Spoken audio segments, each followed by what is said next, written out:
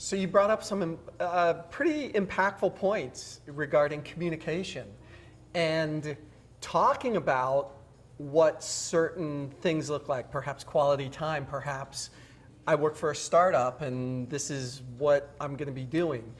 The millennial generation is I guess you could say, the highest percentage generation that is becoming their own business owners, entrepreneurs, running startups, and they're also juggling these relationships.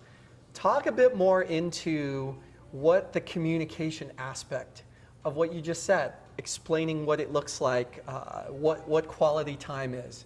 What would be your coaching to someone to open up that conversation with their significant other?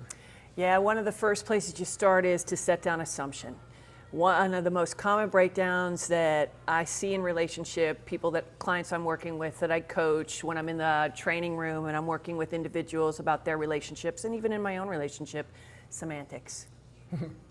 So let's spend quality time together. And you go, okay, great. And then I come in a negligee and you've got popcorn and the Gold State Warriors on. Yeah.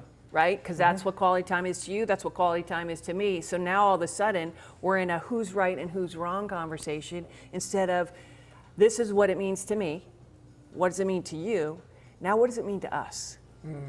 Because your contribution or my contribution now creates what it means to the we, and then we build from there. Like as simple as even fidelity. Like I had a breakdown, supported a couple in a breakdown, because monogamy to her meant I don't ever look at someone else, and monogamy to him meant I don't stick it in anybody else. So can you imagine they had a little bit of breakdown there, right? A little bit. A little bit.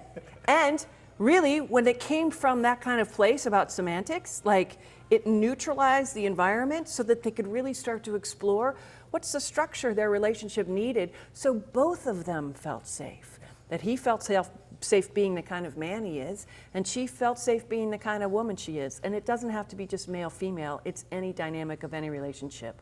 Let's agree on what we mean when we say this, and we don't sit down in that question and really explore. So I can discover all the time what you mean when you say fill in the blank is different than mine. So that doesn't have to be a trigger. Now I'm just understanding you better, and the we meaning that we're going to land on and choose and practice becomes clearer and clearer and clearer. Perfect. Crystal clear. Good. So, continuing on this whole concept of work and home life, and you mentioned your man Jay, great guy, great guy. Share with us, what are some of the breakdowns you guys have over career and relationship time? Yeah, one of the ones that is super big and it's in modern culture is Jay brought 5 amazing children into my life. Like they are stellar, they are such a big part of him. Who he is as a father is one of the reasons I fell in love with him. And then even though intellectually I know, like I started to feel this competitive about what of his attention goes to them and what goes to me. And again, I'm a well-rounded out, a solid individual, I do my own work, but I still kind of felt that kind of, God, am I 6th? And my own inner kind of breakdown with, if he were the guy that put me before his kids, he wouldn't be the guy I would be willing to love, because I wouldn't love somebody that put some woman in front of their children. And yet I love me, and I don't want to be 6th. So actually being able to open that up from the exploratory, and even prefaced it, which works a lot in our relationship, I'll be honest, is I don't know exactly where this is going to go. I just know it's in this space for me. So I want to kind of unpack it with you if we can and do it together.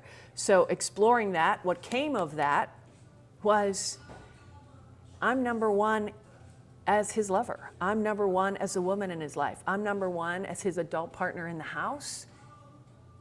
I'm not number 6th in his life. I'm number 1 in the role I'm number 1 in. And as his number 1 partner in the house, I support his putting the kids, number one, in his fatherhood realm. So now we just kind of opened up a whole nother thing, because you talk about family and work balance. Now it's like the dynamic of even family and relationship in one house, let alone work. So again, that kind of exploration. So the breakdown about there's 5. So there's 5 sports lives, there's 5 homeworks, there's 5 I need to talk to your dads.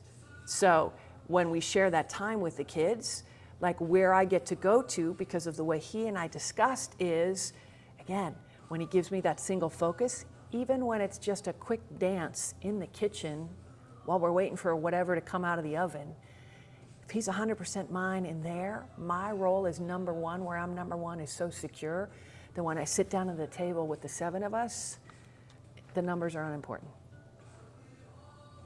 Powerful. Well, sounds like you pretty much dealt with that breakdown very, very smartly, very, empathetically on all ends. Yeah, if we can't really sit down in the question with each other, then what are we doing? That's my take on it. Like, we gotta sometimes just flush it up, even though we might not come up with the solution or the answer. But can we bring it up in a way that you can really tell me about what's happening for you? Because that's important to me. And if we can come from there, then we can build anything we want.